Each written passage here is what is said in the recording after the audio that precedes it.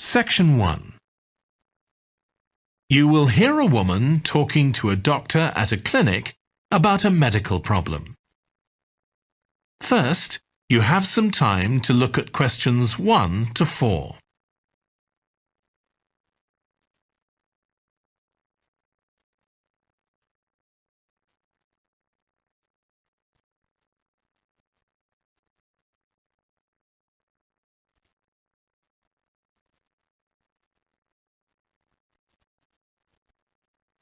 You will see that there is an example that has been done for you. On this occasion only, the conversation relating to this will be played first.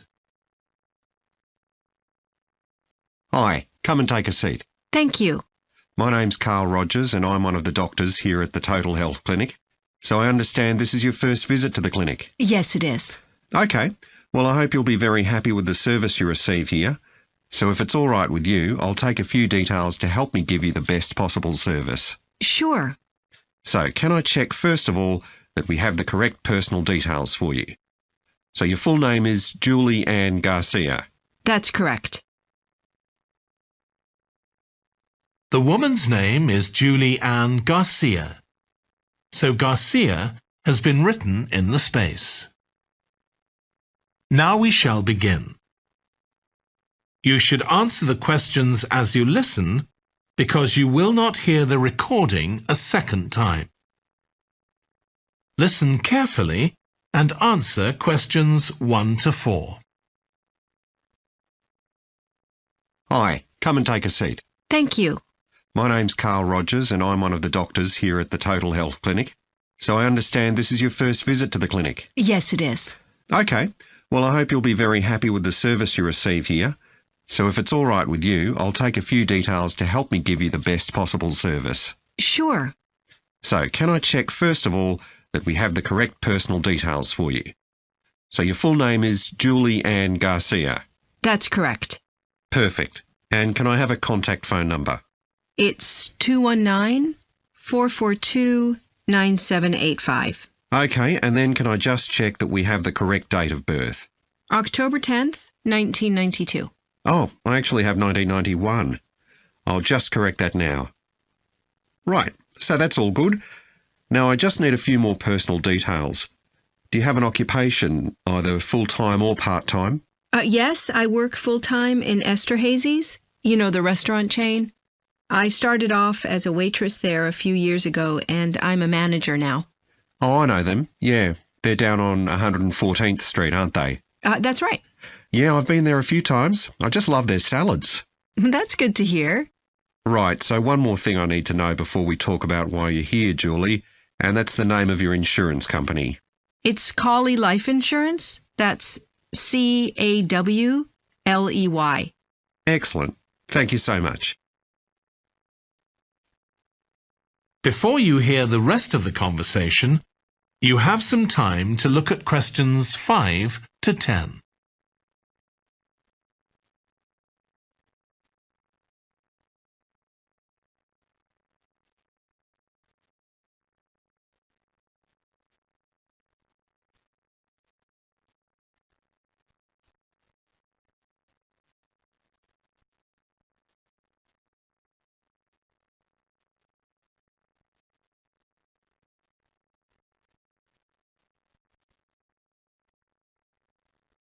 Now listen and answer questions 5 to 10. Now, Julie, let's look at how we can help you. So tell me a little about what brought you here today. Well, I've been getting a pain in my knee, the left one. Not very serious at first, but it's gotten worse, so I thought I ought to see someone about it. That's certainly the right decision. So how long have you been aware of this pain? Is it just a few days, or is it longer than that? Longer. It's been worse for the last couple of days, but it's 3 weeks since I first noticed it. It came on quite gradually, though, so I kind of ignored it at first. And have you taken any medication yourself or treated it in any way? Yeah, I've been taking medication to deal with the pain, Tylenol, and that works okay for a few hours, but I don't like to keep taking it. Okay. And what about heat treatment? Have you tried applying heat at all? No, but I have been using ice on it for the last few days. And does that seem to help the pain at all? A little, yes. Good.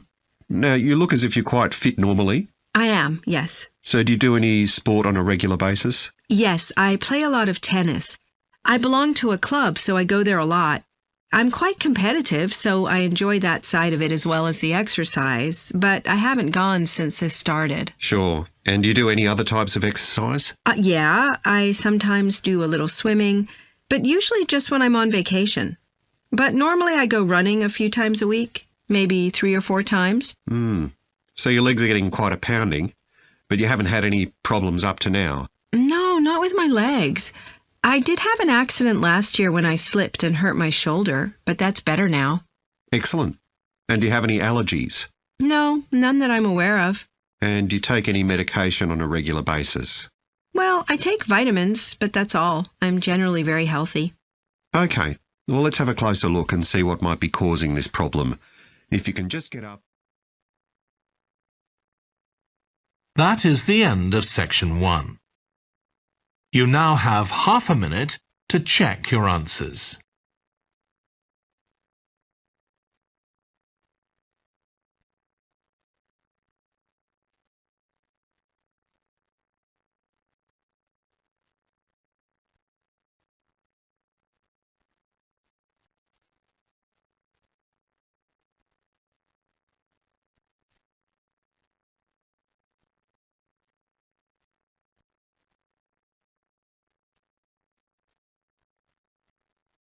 Now turn to section 2.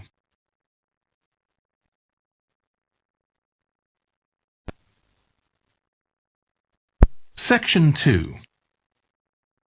You will hear a guide talking to a group of tourists who are about to visit an English castle. First, you have some time to look at questions 11 to 15.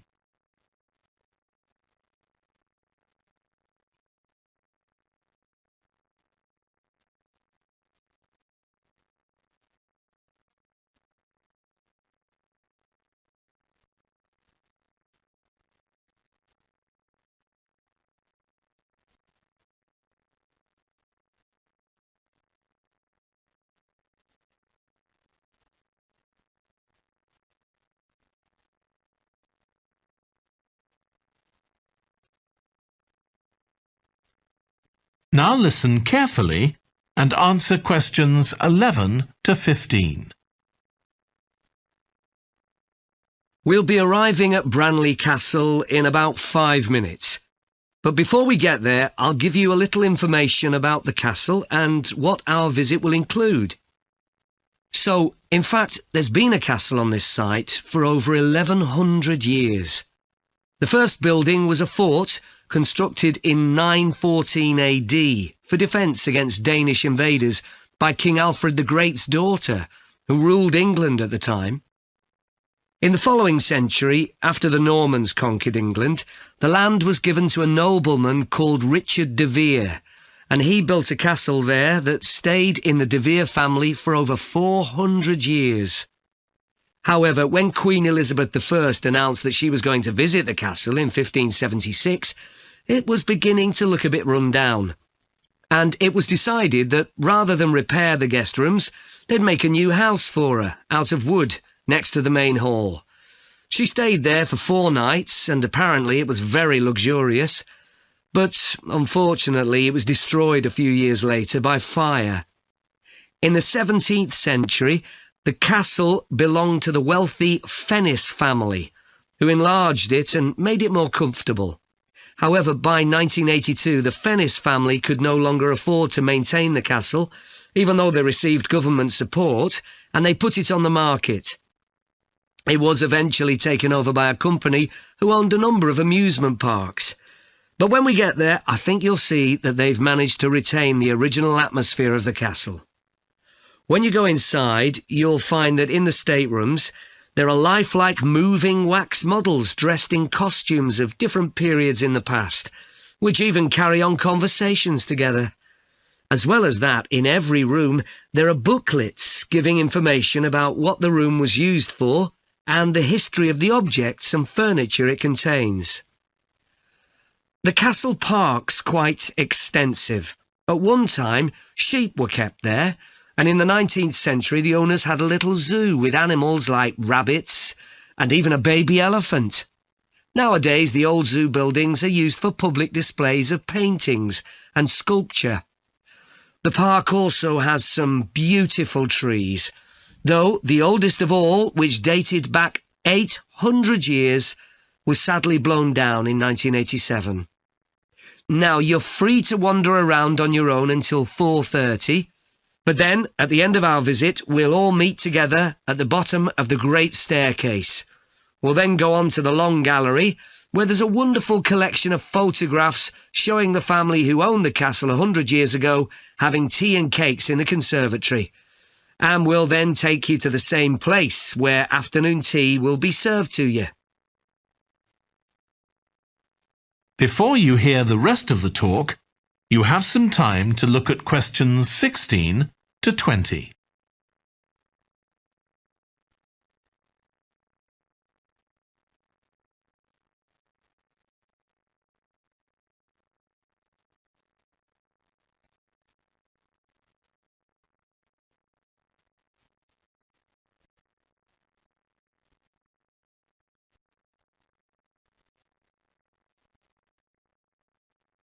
Now listen and answer questions 16 to 20. Now, if you can take a look at your plans, you'll see Branley Castle has 4 towers joined together by a high wall, with the river on 2 sides. Don't miss seeing the Great Hall.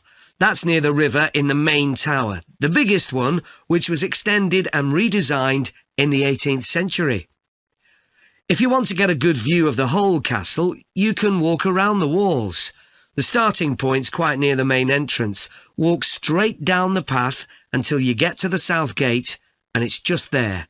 Don't go on to the north gate. There's no way up from there. There'll shortly be a show in which you can see archers displaying their skill with a bow and arrow. The quickest way to get there is to take the first left after the main entrance and follow the path past the bridge. Then you'll see it in front of you at the end. If you like animals, there's also a display of hunting birds, falcons and eagles and so on. If you go from the main entrance in the direction of the south gate, but turn right before you get there instead of going through it, you'll see it on your right, past the first tower. At 3 p.m, there's a short performance of traditional dancing on the outdoor stage. That's right at the other side of the castle from the entrance and over the bridge. It's about 10 minutes walk or so. And finally, the shop. It's actually inside one of the towers, but the way in is from the outside. Just take the first left after the main entrance, go down the path and take the first right. It's got some lovely gifts and souvenirs. Right, so we're just arriving. That is the end of section 2. You now have half a minute to check your answers.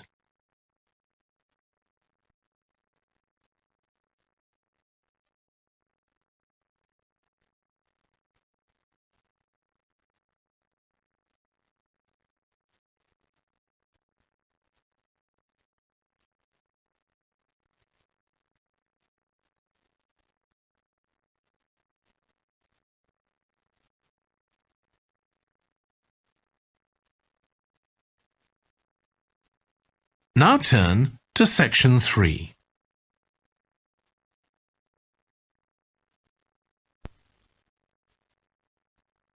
Section 3. You will hear 2 environmental science students, called Rosie and Martin, discussing their presentation on an extinct animal called the woolly mammoth with their tutor. First, you have some time to look at questions 21 to 24.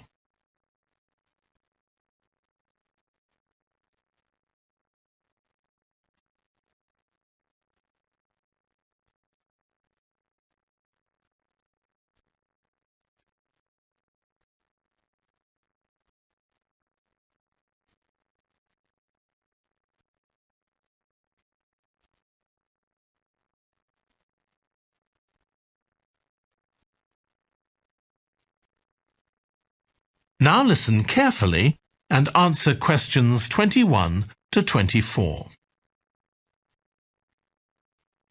So, Rosie and Martin, let's look at what you've got for your presentation on woolly mammoths. OK, we've got a short outline here. Thanks. So, it's about a research project in North America. Yes, but we thought we needed something general about woolly mammoths in our introduction to establish that they were related to our modern elephant, and they lived thousands of years ago in the last ice age. Maybe we could show a video clip of a cartoon about mammoths, but that'd be a bit childish. Or we could have a diagram. It could be a timeline to show when they lived, with illustrations. Or we could just show a drawing of them walking in the ice. No, let's go with your last suggestion. Good. Then you're describing the discovery of the mammoth tooth on St. Paul's Island in Alaska and why it was significant. Yes, the tooth was found by a man called Russell Graham. He picked it up from under a rock in a cave. He knew it was special. For a start, it was in really good condition, as if it had been just extracted from the animal's jawbone. Anyway, they found it was 6,500 years old. So why was that significant? Well, the mammoth bones previously found on the North American mainland were much less recent than that, so this was really amazing. Then we're making an animated diagram to show the geography of the area in prehistoric times. So, originally, St. Paul's Island wasn't an island. It was connected to the mainland, and mammoths and other animals, like bears, were able to roam around the whole area. Then the climate warmed up and the sea level began to rise, and the island got cut off from the mainland. So those mammoths on the island couldn't escape. They had to stay on the island. And in fact, the species survived there for thousands of years after they'd become extinct on the mainland. So why do you think they died out on the mainland? No one's sure. Anyway, next we'll explain how Graham and his team identified the date when the mammoths became extinct on the island. They concluded that the extinction happened 5,600 years ago, which is a very precise time for a prehistoric extinction. It's based on samples they took from mud at the bottom of a lake on the island. They analysed it to find out what had fallen in over time. Bits of plants, volcanic ash, and even DNA from the mammoths themselves. It's standard procedure, but it took nearly 2 years to do. Before you hear the rest of the discussion, you have some time to look at questions 25 to 30.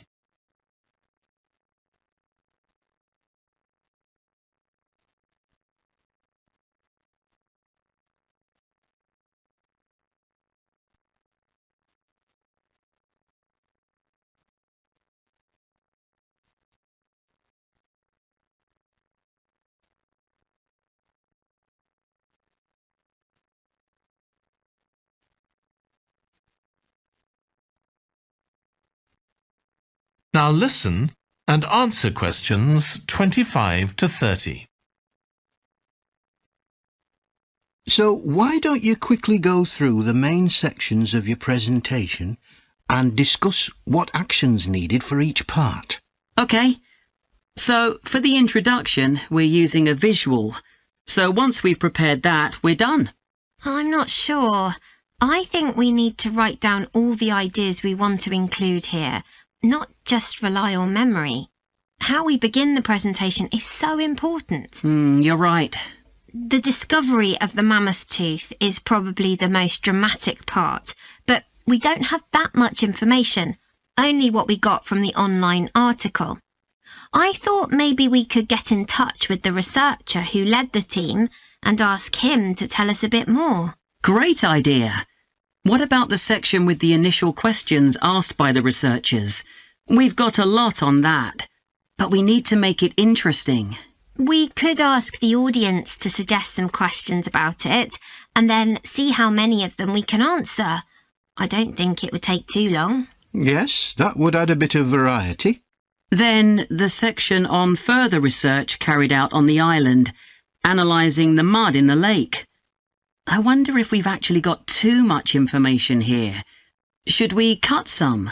I don't think so, but it's all a bit muddled at present. Yes, maybe it would be better if it followed a chronological pattern. I think so. The findings and possible explanations section is just about ready, but we need to practice it so we're sure it won't overrun. I think it should be okay, but yes, let's make sure. In the last section, relevance to the present day, you've got some good ideas, but this is where you need to move away from the ideas of others and give your own viewpoint. Okay, we'll think about that. Now, shall we show you some of the... That is the end of section 3. You now have half a minute to check your answers.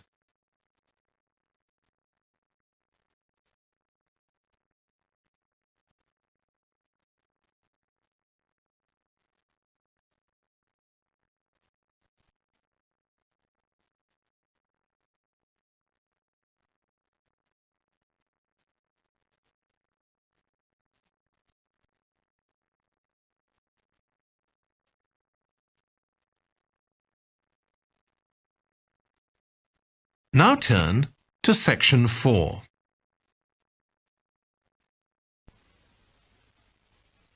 Section 4. You will hear a lecture about the history of weather forecasting. First, you have some time to look at questions 31 to 40.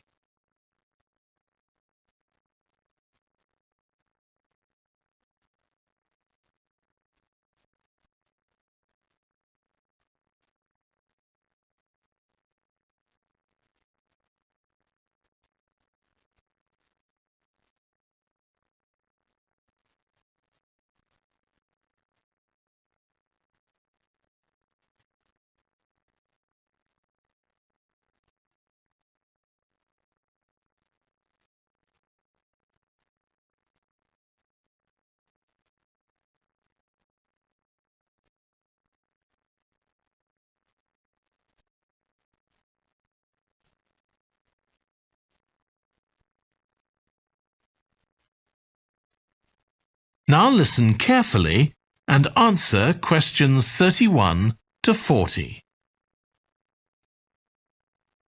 In this series of lectures about the history of weather forecasting, I'll start by examining its early history.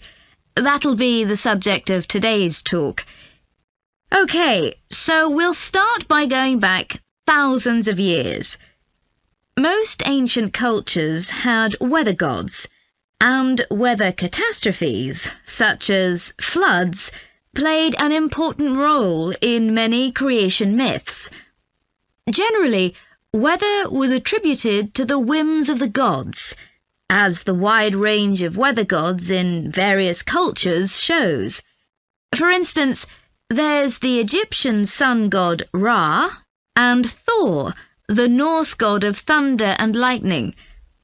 Many ancient civilizations developed rites such as dances in order to make the weather gods look kindly on them. But the weather was of daily importance. Observing the skies and drawing the correct conclusions from these observations was really important. In fact, their survival depended on it. It isn't known when people first started to observe the skies, but at around 650 BC, the Babylonians produced the first short-range weather forecasts, based on their observations of clouds and other phenomena. The Chinese also recognized weather patterns, and by 300 BC, astronomers had developed a calendar which divided the year into 24 festivals, each associated with a different weather phenomenon. The ancient Greeks were the first to develop a more scientific approach to explaining the weather. The work of the philosopher and scientist Aristotle in the 4th century BC is especially noteworthy, as his ideas held sway for nearly 2,000 years. In 340 BC, he wrote a book in which he attempted to account for the formation of rain, clouds, wind, and storms. He also described celestial phenomena such as halos, that is, bright circles of light around the sun, the moon, and bright stars, and comets. Many of his observations were surprisingly accurate. For example, he believed that heat could cause water to evaporate, but he also jumped to quite a few wrong conclusions, such as that winds are breathed out by the earth. Errors like this were rectified from the Renaissance onwards.